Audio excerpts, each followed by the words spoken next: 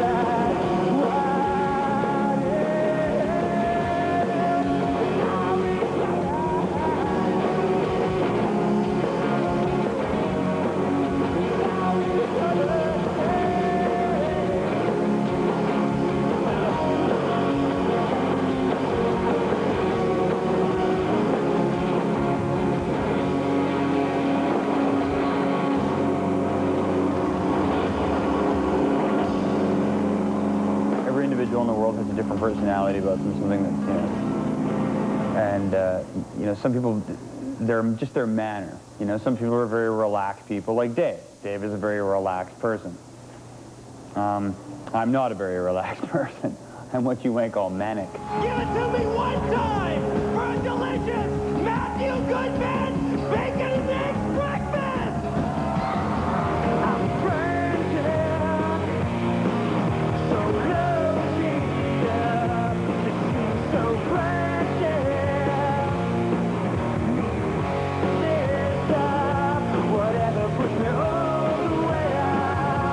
it's been an unconscious 5 years for me, especially in the last 5 months. It caught up with me.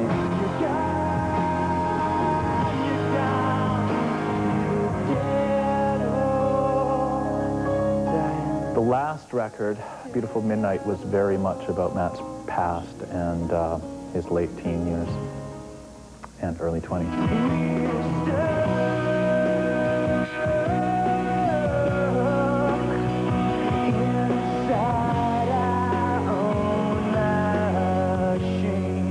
Underdogs was sort of a mishmash of things that had happened to Matthew at the time in his mid-20s, and also I think it was very much sort of him putting himself in other people's shoes and telling stories.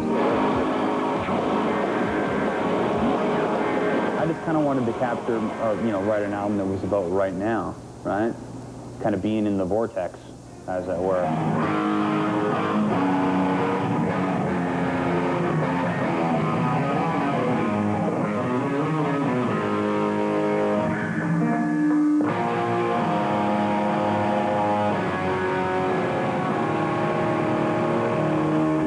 This one is very, very personal. It's very, very much in the present, and it very much reflects what's happened to him and us over the last year. I quit smoking, and I guess my anxiety needed a new way to manifest itself, so it did so by going straight to my stomach. What has happened to him? Well, he's certainly gets a lot more attention than he did a couple of years ago. Chemo, open it up. Open it up, man.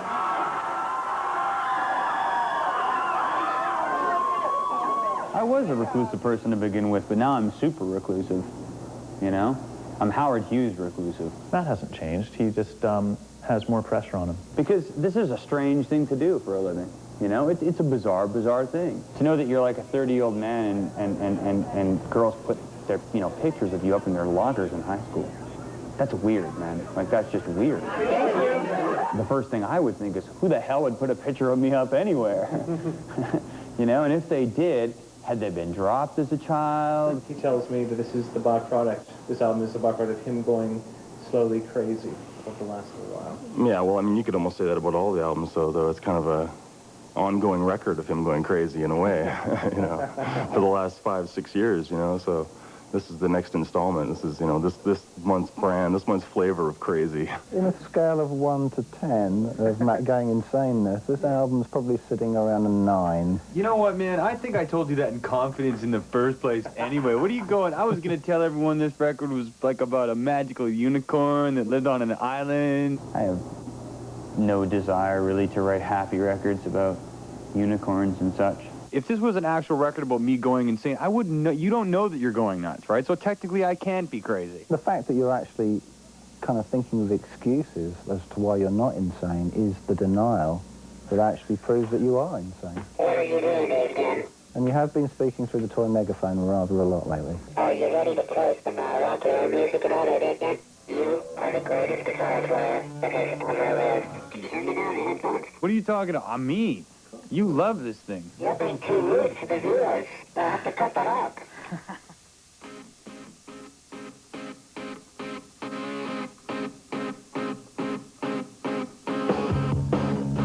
Picture yourself sleeping on a plane. Something ticking in the overhead and inside your brains. There's bodies in the water and bodies in your basement. Your heaven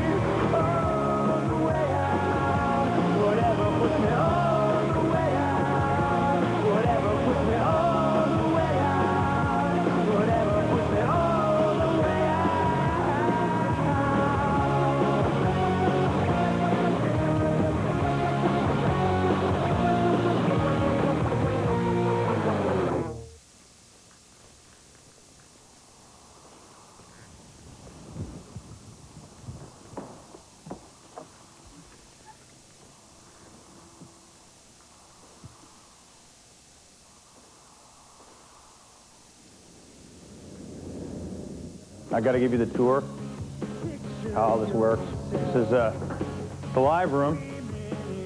Here, as you can tell, lots of Dave Genn's wonderful trinkets and toys. My brother's Ecolette. This is a Klempt Ecolette. It's from Germany. As you can see, we're not sure what the Tromblonde is or the Nachtale. The studio that we're at has a pretty good vintage guitar collection. 64 335, for example, or I believe that's a 72 SG. That's actually, yeah, that's Angus Young. That's Pete Townsend's Rickenbacker. All these are ours, me and Dave's in various forms. This is one of my favorite. This is a Gibson L5. Crikey, an L5! This is one of the most outstanding sounding instruments I've ever played in my entire life, and it belongs to the studio as well. I think in Canadian money, you're looking at about $8,000 to $9,000. And amplifiers.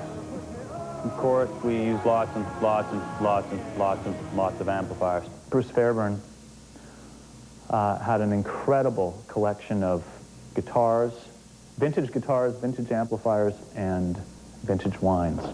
And they've let us at the amps, and they've let us at the guitars, but they won't let us touch the wines for some reason. I'm not quite sure why. This is Mr. Wilson, my dog. That's Mr. Wilson? Yeah. Well, that's what it says, isn't it? Yes, it is. It doesn't say Mr. Smith, it says Mr. Wilson. Fucking media, man. What else is there? There's, oh yeah, where I sing. I don't really like people looking at me when I sing on records, so I kind of have little rooms created so that I can do it. And that's where it all takes place. What does that mean? Well, that's half of it. There's a whore and then a ribble on stage. That's what it would look like. Nice. Thousands of fans are here to welcome Britney to Hawaii for what will be the biggest concert ever on the Strip.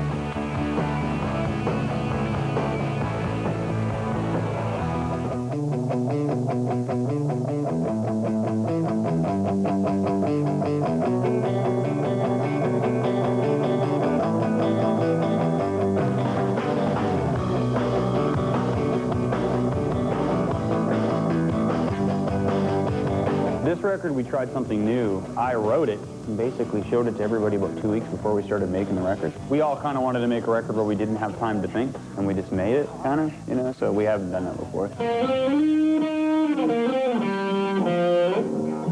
Now I remember. To me, a song is the best right after I write it, and I sit in my, I sit in my place and I play it on an acoustic guitar or on a piano or whatever, and I sing it for myself that first time when it's complete. Yeah. That, to me, it goes downhill from there no matter what. That's the only point when you don't want it to sing. That's the point when it's going to do it the most. Yeah, well, you can switch it off for that. Yeah, you're probably going to need to hit the compressor out just when you hit the last chord so you don't get that ugly feedback going into the vocals. We record it and it's 10 times better. It's 10 times what it was when I wrote it, or we'll record it and I'll be like, wow, that's really cool. Let's do this, or let's add a symphony or whatever. But to me personally, you know what I mean? It always will. That's, for me, the best time of a song's life is when I play it to myself the first time. And then, of course, you're in a band, too, right? And everybody's going to have their own opinion about what's going to be done, right? You don't play in a band with people and just dictate to them what they should do. You listen to their ideas, right? That's why you play with them in the first place. It'd be impossible, it'd be pointless not to. He's got a very strong idea what he wants the song to do, but I think at this point, we've been playing together for almost 6 years, so he kind of knows what I'm going to do to it in a way, and I kind of know how he wants me to approach it. Matt and I tend to be very, very similar-minded in how we want things to sound, and we're generally pretty clear on the direction of the song before we get to the studio point. You know, we've worked through the song together, we've worked through the song as a band, we've worked through the song as a band with Warren in the room for a couple of weeks, and when we get here, we pretty well know what we want to hear. I can't remember 1989. Try. Getting there, huh? First half of that was great. These lyrics are, an extension of Matt's life and his personality. So, if Matt kind of says, well, that's a great part, but it just doesn't, it's not making me feel the way I want to feel about these particular lyrics, then, who's going to argue with that, really?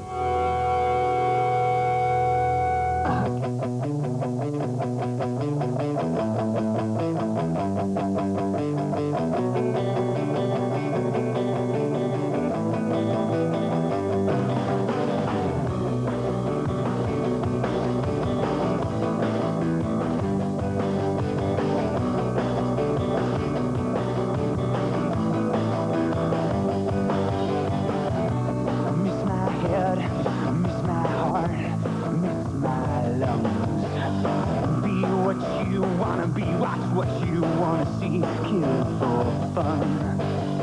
Down a hole up a rope, down some pills, up some hope. This kind of machine only takes quarters. You wait, soldier, you wait, soldier. Everybody's alright. Everything is automatic. Everybody's alright. Everything is easy. Everybody's alright. Everything is automatic. Everybody's alright. Everything is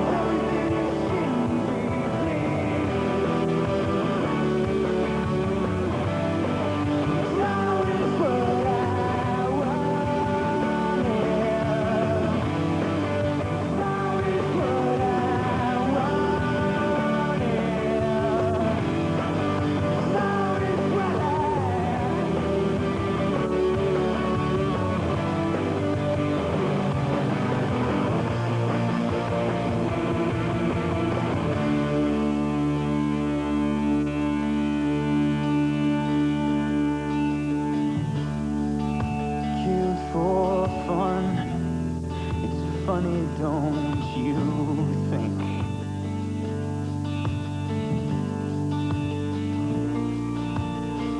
One day you decompose and you wake up and those birds are singing.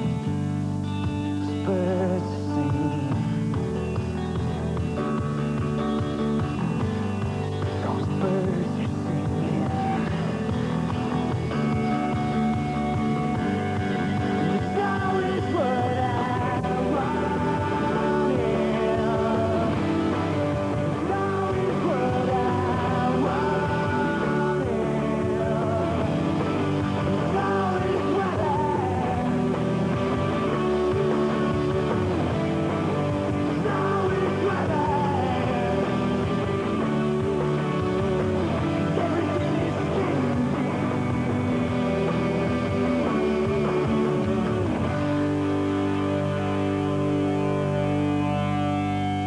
Do you like this process? Do you like recording?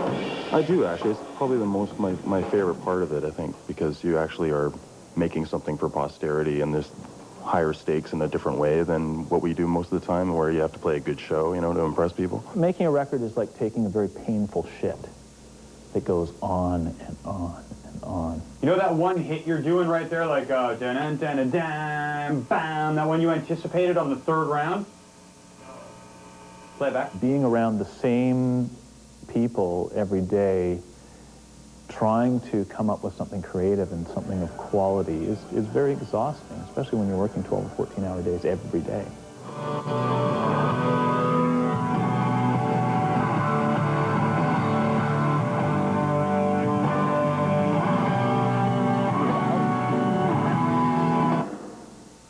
Flow right through that. There were some battles. We had some good ones.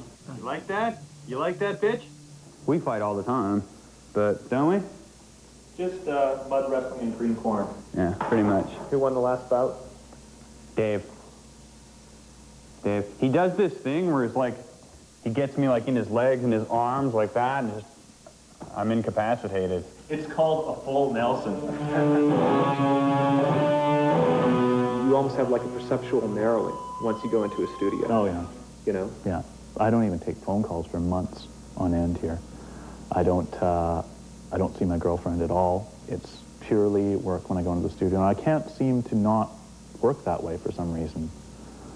I've always just been totally engrossed in it when I'm here. And I don't know if that's some sort of, you know, aspect of control that I have and drives my bandmates crazy, or some sort of anal retentive quality that my mother instilled in me through poor breastfeeding etiquette or something along those lines.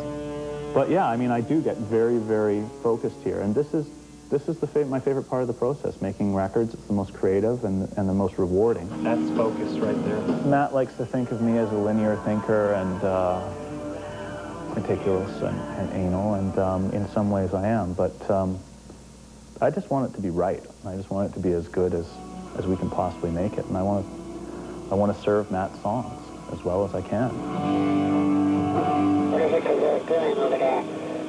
I'm reading the Vanity Fair Rock Snob Dictionary. Are you in there? Are you a rock snob? Yeah. Cool, they're cool. Poke shit in the woods.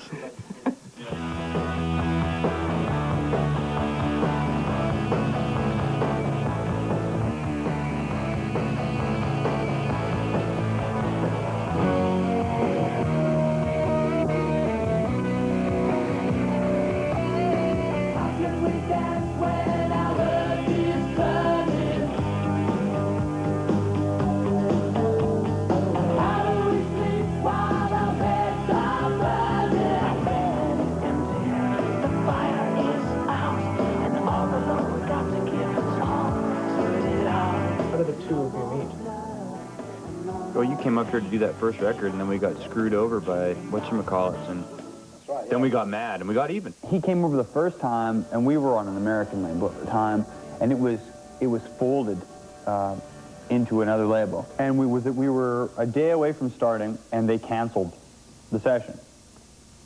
So I was disheartened. I remember that day, him and me went down to the beach, and we were just sitting there talking, and he basically just said to me, "Don't worry." He goes, "You know what, I believe in this record, and I believe in you guys, and I'm going to come back, and I'm going to do this, and I don't care what it takes." So he came back, and we paid for that record on our own, and he produced it. And just since then, we've worked with him. You gotta put the vocals in there, I can't. What do you think about that? He used to be bigger in the bottom, man. Okay. The beauty of working with Warren Livesey is he's very patient, has a wonderful musical ear, and we really do defer to him in many ways. I can blow my top with the best of them. He possesses the, you know, the enviable quality of knowing that I'll come to my senses eventually. This being our third record with him, and for the most part, us being very happy with the records we've done with him in the past, it's a lot easier to sort of, when we have a disagreement, to just sort of hand it over to Warren. How much of my guitar are you giving me in my head? Just a little bit. Keep that where it is. Should turn the entire rest of the track out. Okay. And we need that to take off More, yeah, and in between notes. We have a rare relationship with him in that we can all sit around and go, "You know what, I don't like that idea. Let's try to make it sound like this." And he can facilitate, you know, what you're talking about. I would say he's kind of the conduit we use to go between our heads and, you know, tape.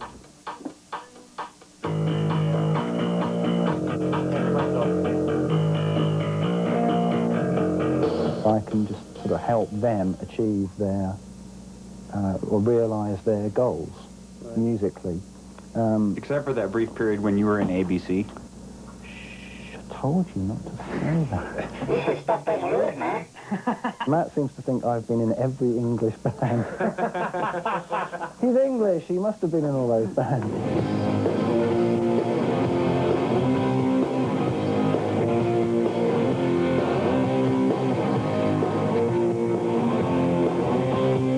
I'm assuming that you're fans of the Matthew Good Band. Of course, yeah. Yeah, of course, I wouldn't be here otherwise. And, you know, I mean, and I'd go further than that in the sense that, you know, this project is, you know, in the top 3 projects of anything that I've ever done, you know, in 20 years of doing this. You know, the other 2 being Midnight Oil and Vava. These are they're the three things that are the pinnacle of, you know, of my experiences as a producer.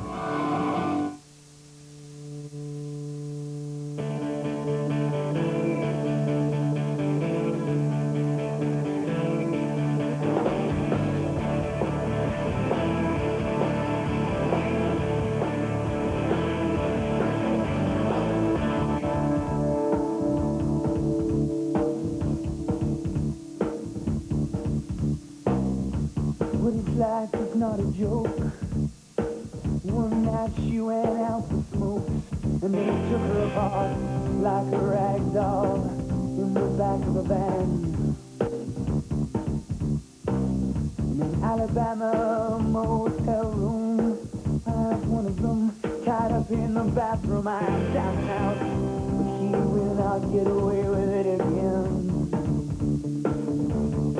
When the night comes in, I hope I'm out of the rain. When the night comes in, she makes me hurt again.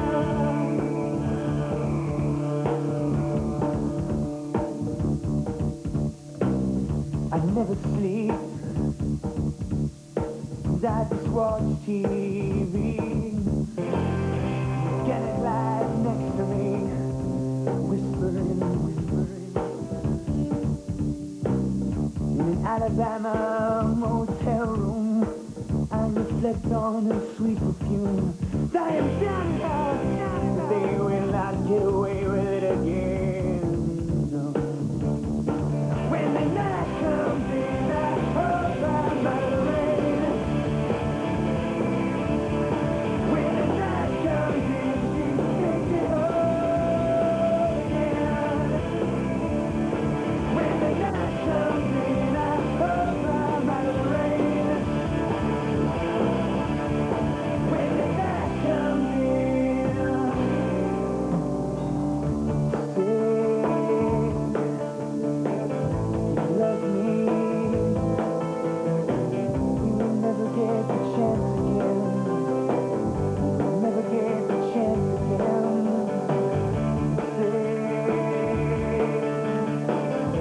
love me. Never get the chance again. Never get the chance again.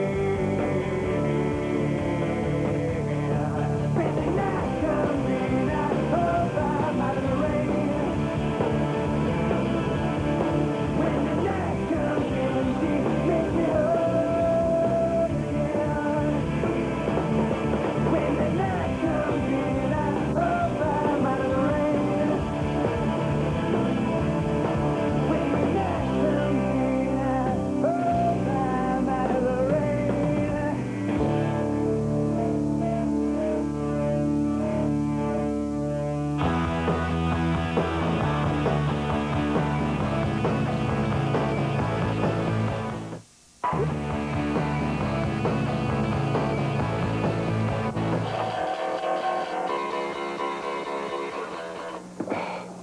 Wait, I can get this. This album is the second album with Rich, and Rich only just joined the band at the beginning of the last album.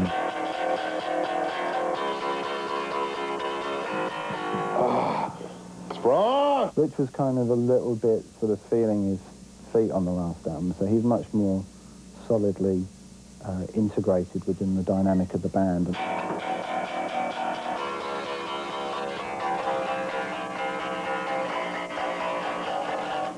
What do you mean that's not right? So, Matt, where's Rich? I haven't seen him yet. He's finished tracking. He's done. Really? Where'd he go? I don't know.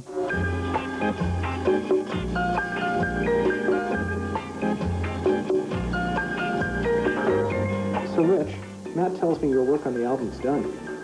Well, the performance part is, but really that's just a small part of what I really do.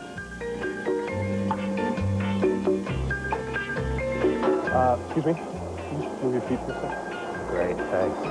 Jump up, jump down, big a bale of cotton.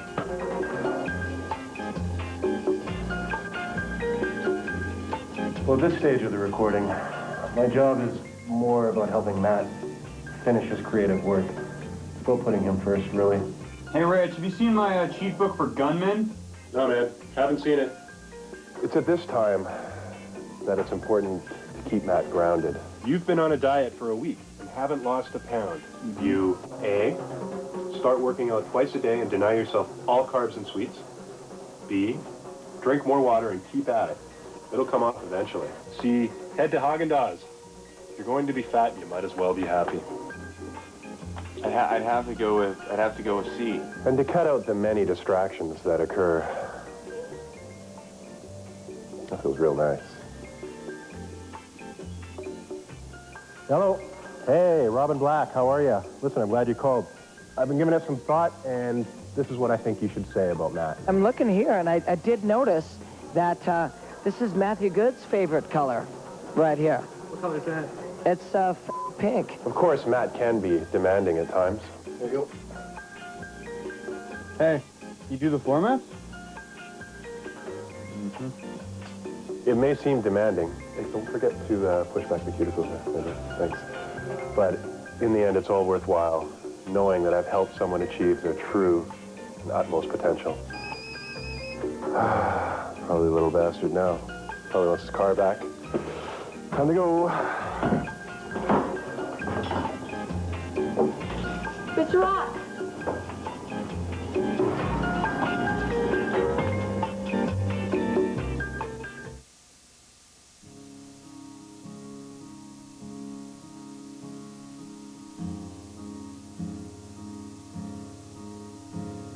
Good morning, don't cop out. You crawl from the cancer to land on your feet. You crazy to want this, even for a while. Making shit up, reasons for being easy to pay. You can't remember the others, just kind of went away. So you're driving, it's rush hour, the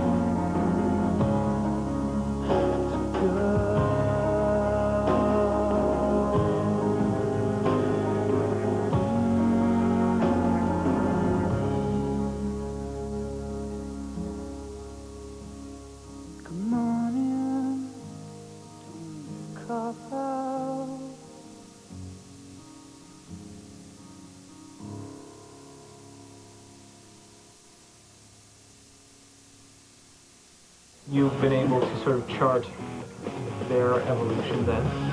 Maybe you're in a position to tell me how this album is different from Beautiful Midnight or Underdogs. Well, it's a rawer record, simpler. Matt's voice has really come on a long way, I think, particularly across, you know, for this new record. There's a big difference. We all have better hair, too, really, to answer your question. It's the hair thing. All of our hair is better than it was on the last record, for sure. Mine's... Yeah, I don't know about Dave, though. Dave's had the same hair since Christ was a cowboy. Yeah, he did go through that Dumb and Dumber phase.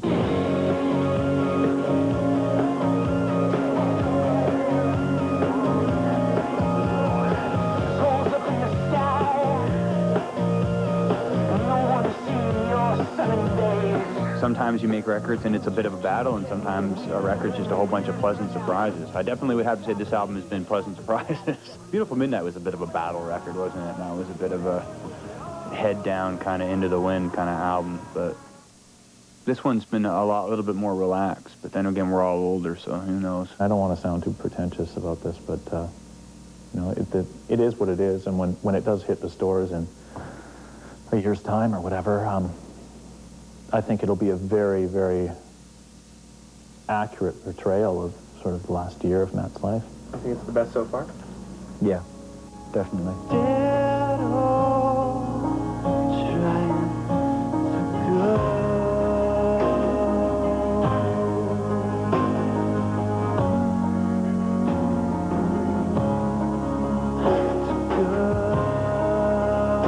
Did we set out to make a record that sounded different than our last one? Absolutely. Did we succeed? In my opinion, absolutely. But my opinion in that is meaningless. People who buy our records and our fans, it's their opinion.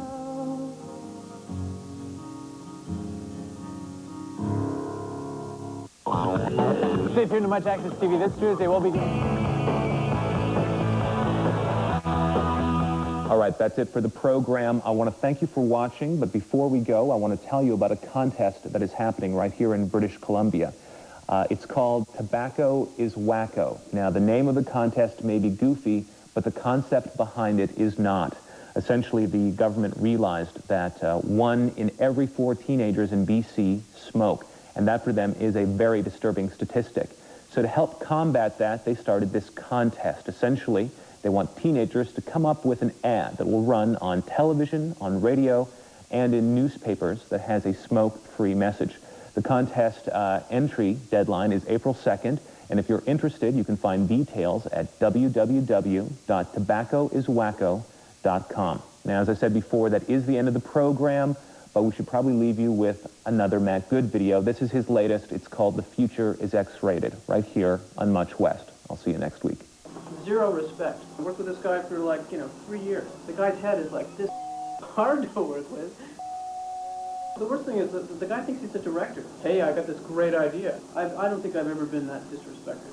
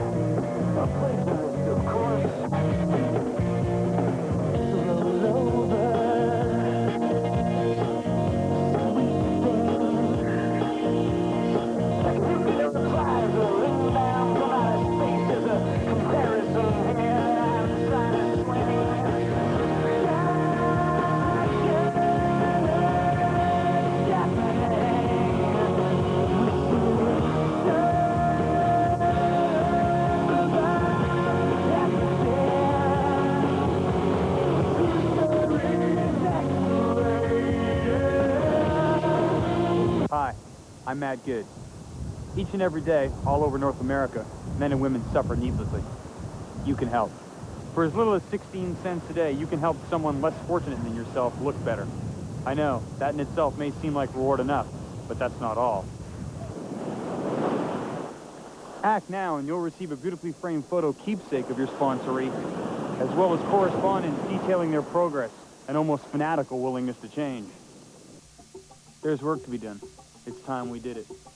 Please call the number on the bottom of your screen to help, and help us fight for a better-looking, less intelligible future. For everyone at the Matthew Good Band, I'm Matt Good.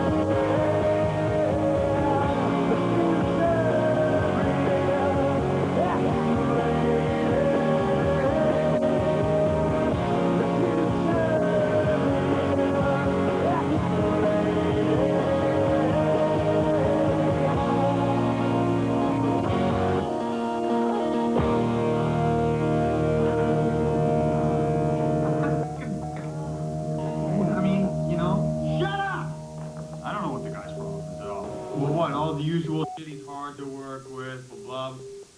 You point, you shoot it, you press a little fucking button. A monkey could do that. Are we done here? Are we done?